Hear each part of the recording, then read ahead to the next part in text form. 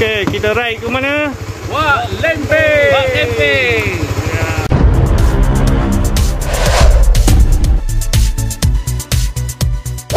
Alright gang, ride kali ini saya akan bawa anda ke gerai Wak Lempeng melalui highway Temiang Pantai. Alright, lepas semua dah siap berkumpul dekat arena berenang, biasalah janji 7.30, ada yang datang 7.30, ada yang datang pukul 8. Okey, lepas semua dah cukup, kami pun mula bergerak ikut highway lekas. Okey, waktu ni masih awal pagi, udara pun sejuk. Okey, dah berkabus.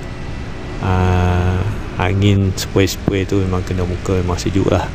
Okay, jalan pun tak banyak kereta, kiri kanan nampak kabut tebal. Memang syok gila lah.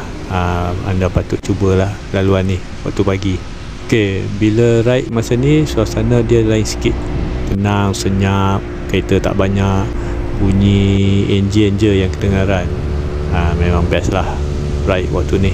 Alright, kawan-kawan pun apalagi tunjuk skill lah potong-memotong. Masuk je highway Temiang Pantai, terus rasa kelainannya. Laluan ni memang viral sebab pemandangannya yang cantik macam ala-ala dekat New Zealand. Setiap selekoh kiri kanan penuh dengan bukit dan rumput hijau. Memang pot wajib lah bergambar kat sini. Okey, satu pesanan.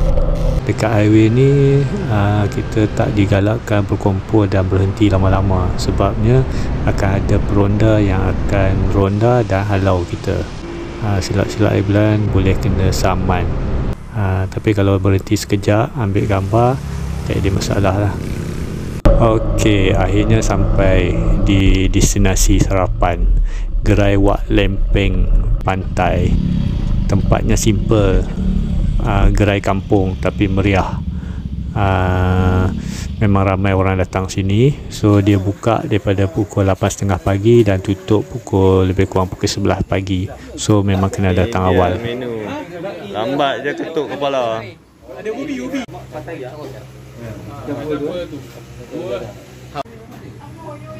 Gulai semalam Gulai semalam, gulai minggu lepas dah.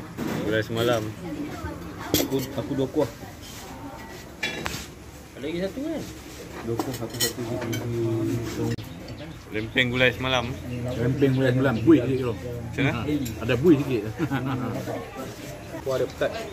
Kuah pekat Lempeng dia lembut. Inilah yang kami cari masa ride, makan, borak dan gelak ketawa bersama kawan-kawan. Alright, selepas selesai sarapan, kami teruskan perjalanan ke latar berembun di pantai juga. Ia terkenal dengan air terjun yang terletak di kawasan hutan Jelebu. Suasana kat sini memang tenang lah. Bunyi air, rasa udara segar dan alam hijau yang buat kita hilang segala penat ketiga ride. Tempat memang sesuai untuk rehatkan minda sekejap sebelum balik. Alright, sampai di entrance latar berembun, kami semua mulanya bercadang untuk trekking ke air terjun.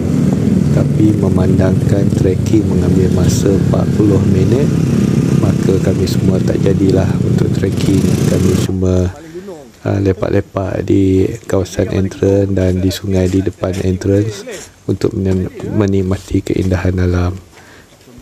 Okey geng, ride kali ni mungkin singkat tapi penuh dengan kenangan. Dapat berkumpul dengan kawan-kawan dari arena berenang ke Temiang, Wak Lempeng sampai ke latar berembun. Semuanya lancar perjalanan.